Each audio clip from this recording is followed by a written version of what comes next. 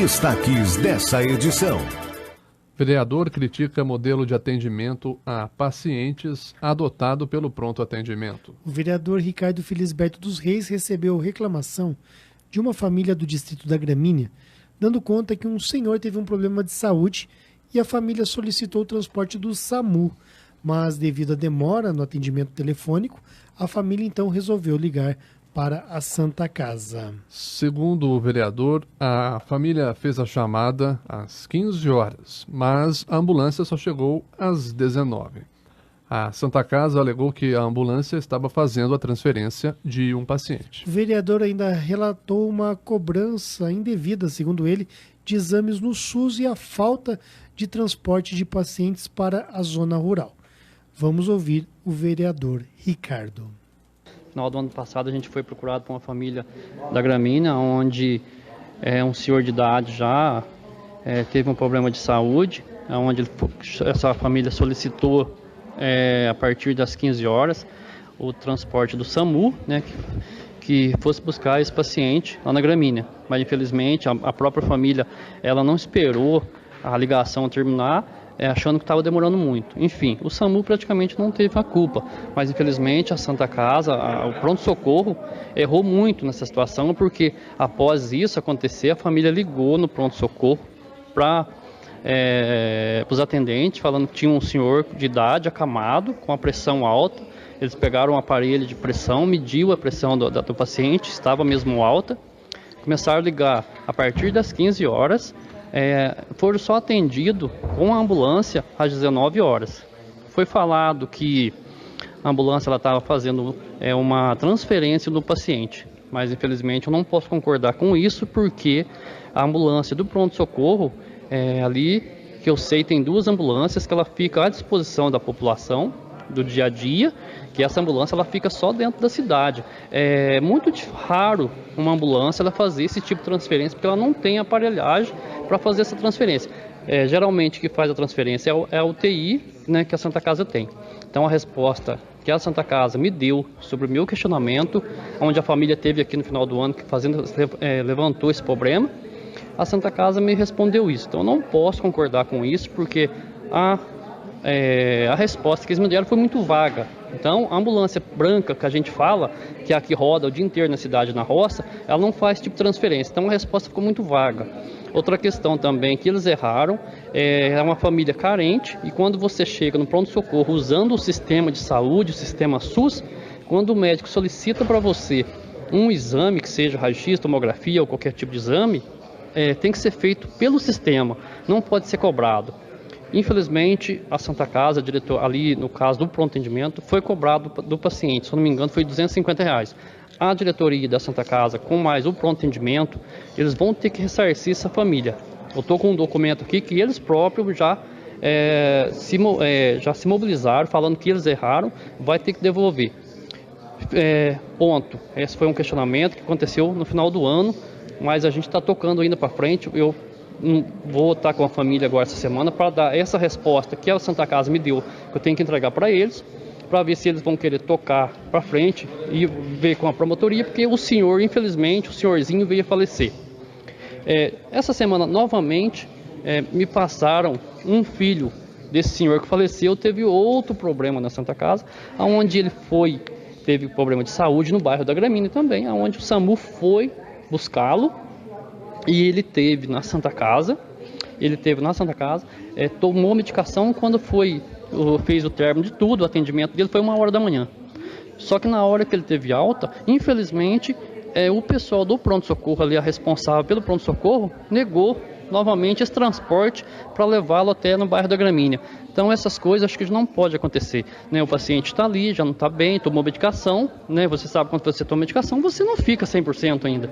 Então foi negado. Então a gente passei para a comissão do Reginho Basso, que ele é presidente da Comissão de Saúde. Tenho certeza que o Reginho vai fazer esse trabalho para a gente. Ele tem se prontificado muito bem aqui na Câmara, o ano passado como presidente da comissão, esse ano ele está como presidente da Comissão de Saúde, e ele tem feito um trabalho muito bom na Santa Casa, e eu tenho certeza que o Reginho não vai deixar essa questão para trás. Ele vai trazer para nós uma resposta, e uma resposta para a família, porque a população ela precisa desse respeito, com o dinheiro público, eu acho que um transporte é coisa básica que a população tem que ter. Mas teve uma hora que ele teve que ir embora e não teve transporte para ir para casa. Exato, Sandro. Aí ele teve que ligar por um familiar no bairro da Gramínea para vir buscá-lo, ele, lá do bairro da Gramínea, na cidade. Isso era 1h da manhã que ele me relatou. Infelizmente, a diretoria ali do pessoal do pronto-socorro não liberou, falou para ele que não liberaria o transporte para a zona rural. E isso está errado, tem que ser liberado. Jornal da Cidade. Você ouviu o vereador Ricardo Felisberto dos Reis e para comentar as críticas, não é, e as situações apontadas pelo vereador, está ao vivo nos estúdios do Jornal da Cidade a diretora de apoio da Santa Casa de Andradas, a doutora Pilar Stout. Doutora Pilar, seja bem-vinda ao Jornal da Cidade, e é um assunto muito importante porque diz respeito a todos nós aqui, andradenses e as pessoas da região. Claro, Sandro. Primeiro, muito obrigada por convidar a gente para poder esclarecer. Acho que mais que críticas são comentários que ajudam muito para a experiência, ajudam muito tanto para a população e ficar sabendo um pouco mais desse transporte da Santa Casa. Estamos em um processo de melhoramento contínuo. Então, todos os processos que competem por legislação, a gente está tentando se adequar do melhor jeito possível, não só para um melhoramento, sino também para uma melhor qualidade de atendimento. Então, enquanto ao caso que o vereador comenta, infelizmente, a família, como ele mesmo fala, não aguardou essa ligação, essa finalização da ligação para o SAMU, então não se considerou o estado do paciente. Ligaram às 15 horas, parece ao SAMU, mas para a Santa Casa essa ligação chegou 1 hora mais tarde. E que aconteceu que, infelizmente, não se tinha informação adequada sobre o estado do paciente. Então, é muito importante que a população saiba que o envio da ambulância depende exatamente do tipo e da gravidade dessa urgência. Que a pessoa que liga, tanto para o SAMU ou como para a Santa Casa, deve descrever a situação pela que está passando para ajudar a que esse atendimento seja oportuno. Por quê? Porque existe, como bem sabemos, uma ambulância de transporte, que é a branca, e uma ambulância UTI. Então, essa ambulância é de suporte avançado ou de transferência para outros hospitais, quando o paciente está internado na Santa Casa. Nesta oportunidade, estava a ambulância branca em outra transferência. Então, infelizmente, não se conseguia ir por este paciente com a UTI. Por quê? Porque a ambulância UTI fica aguardando se alguma urgência, emergência acontece. E também não dá para saber em que instante vai acontecer essa urgência, essa emergência. Como, por exemplo, um trauma, como, por exemplo, um trabalho de parto, um sangramento, um acidente. Aí, a ambulância do UTI tem que se mobilizar. Então, por isso que se separa muito bem as condições do paciente para poder ir pegá-lo. Cada paciente é um caso, então tem que ser analisado com bom senso, né? E quando a ambulância branca chegou na Santa Casa, já foi ativada para ir pegar este pacientinho, que infelizmente, como lhe falo, tínhamos pouca informação do estado dele. Então, foi com a ambulância de transporte. Mas quando chegou na Santa Casa, o paciente foi atendido na hora, até foi internado, ficou com a gente internado para dar andamento ao tratamento. E, no caso, essa demora, muitas vezes, mesmo sendo o SUS, porque a própria população, ela liga o SUS a um atendimento rápido. Ligou para o SUS, a expectativa é que em menos de 5 minutos a ambulância do SUS esteja ali chegando. Então, nem sempre isso é possível, doutora. Sandro, temos de 4.000 a 5.000 atendimentos por mês no nosso pronto atendimento.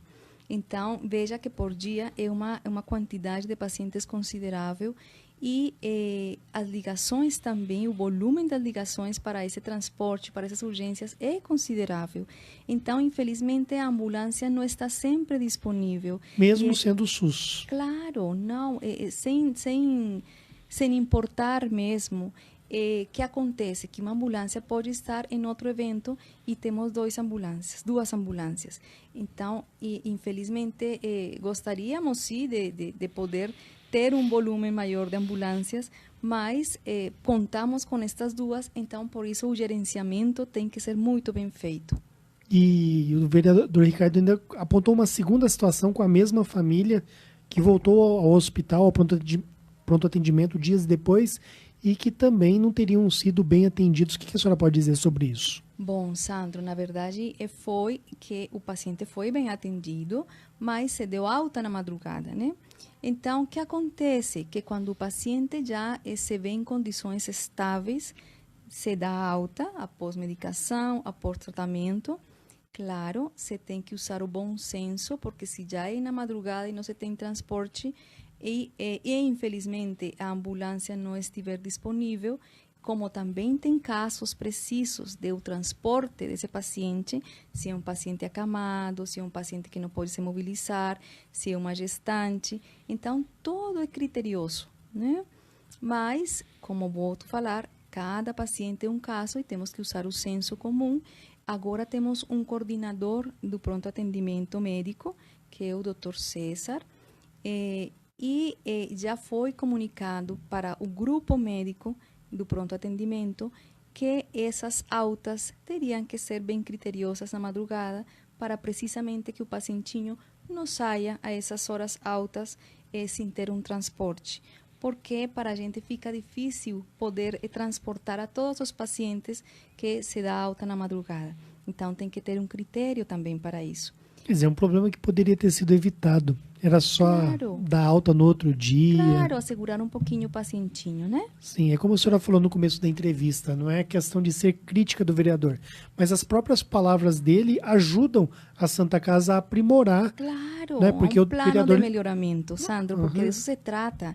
Se trata que é um hospital único na cidade, que a população nos ajude a poder melhorar e com isto a gente faz um plano de melhoramento porque, na verdade, os atendimentos são muitos. Então, a gente tem que ter critério para tudo.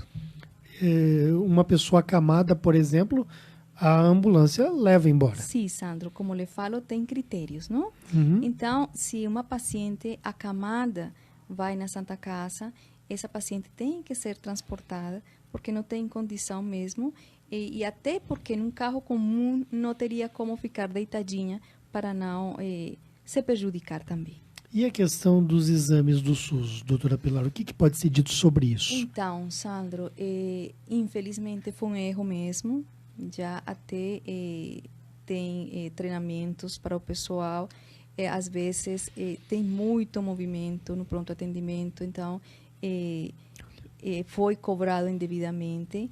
A gente fez um escrito para a Secretaria de Saúde, ligou para a família desse paciente, foi devolvido o dinheiro já. Então, mas como lhe falo, são erros que ajudam. Foi uma confusão do funcionário? Sandro, infelizmente. Ele acreditou que caía numa situação que era preciso cobrar. Sim.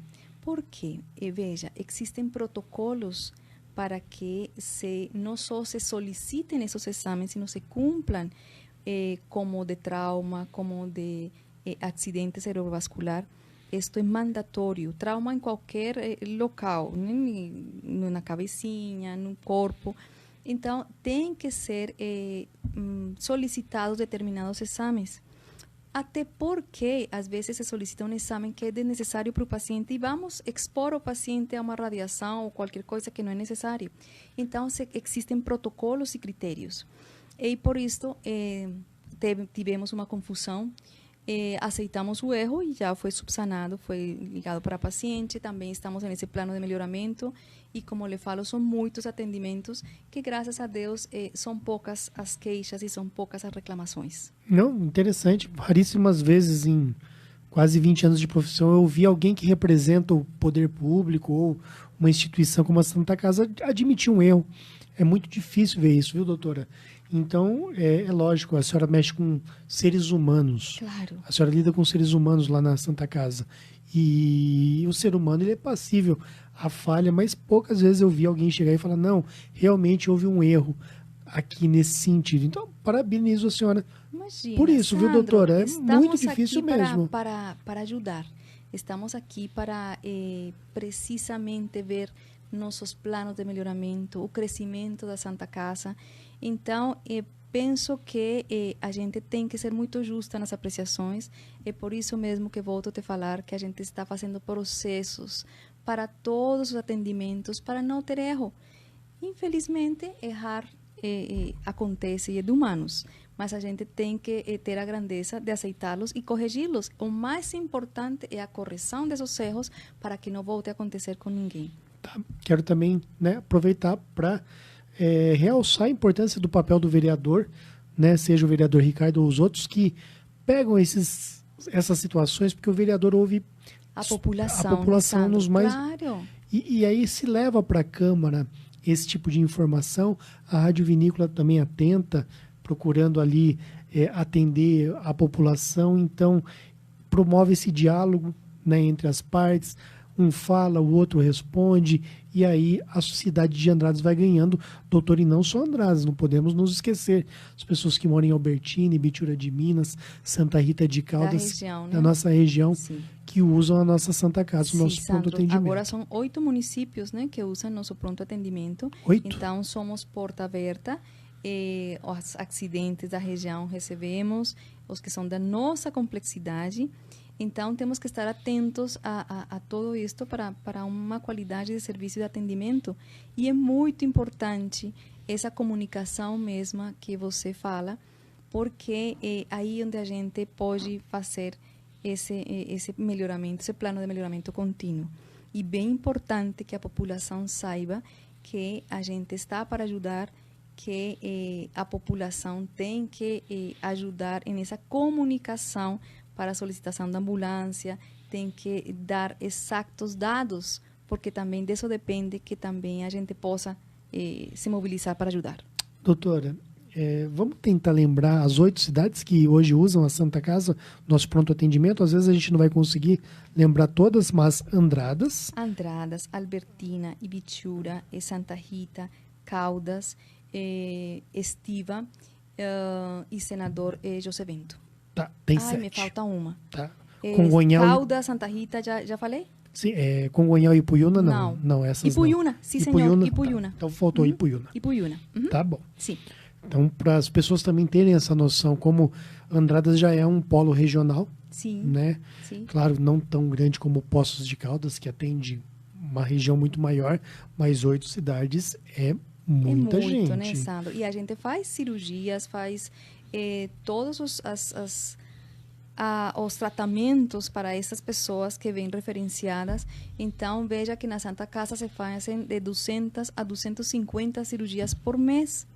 Então, é um volume que é grande também. E a Santa Casa vive uma crise. Como é que está a questão dos salários? Estão sendo pagos em dia, doutora? Sandro, graças a Deus, os salários estão sendo pagos em dia. Infelizmente, todo mundo sabe a crise que o Brasil está passando, não é segredo para ninguém. O Estado está atrasado com a gente, quase em 2 milhões de reais. Isso faz com que a entidade sofra. Então, o 13º salário está atrasado. De 2 anos, né? 2 anos, 2017 e 2018. Mas o grupo da intervenção e a administração da Santa Casa está trabalhando para poder conseguir esse dinheiro e honrar esses pagamentos. Tá bom. E tem algum evento chegando? Alguma coisa que a senhora poderia divulgar? Tem sim, uma cavalgata que vai ser realizada sábado e domingo da Agora? Pedra do Elefante, agora. Então, É sábado ou é domingo, sábado os 2 dias? E domingo. Puxa vida. Sábado e domingo. O pessoal está animado. Está muito animado. Agora também temos o carnaval no Bar da Sandra, que nos foi oferecido. O sábado, domingo, segunda de carnaval. Então, esperamos que a população nos colabore. Temos também uma rifa, Sandro, uma rifa que é importante divulgar porque nesta rifa estamos fazendo o propósito de guardar esse dinheiro para que precisamente no final do ano não tenhamos que passar apertos com o 13º salário. Então, estamos começando a que todos os eventos que se façam de uma magnitude grande, podamos guardar esse dinheirinho.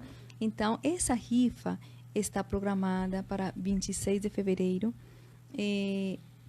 Uma moto como primeiro prêmio, PlayStation, um iPhone, PlayStation segundo, iPhone terceiro prêmio e umas caixas de som.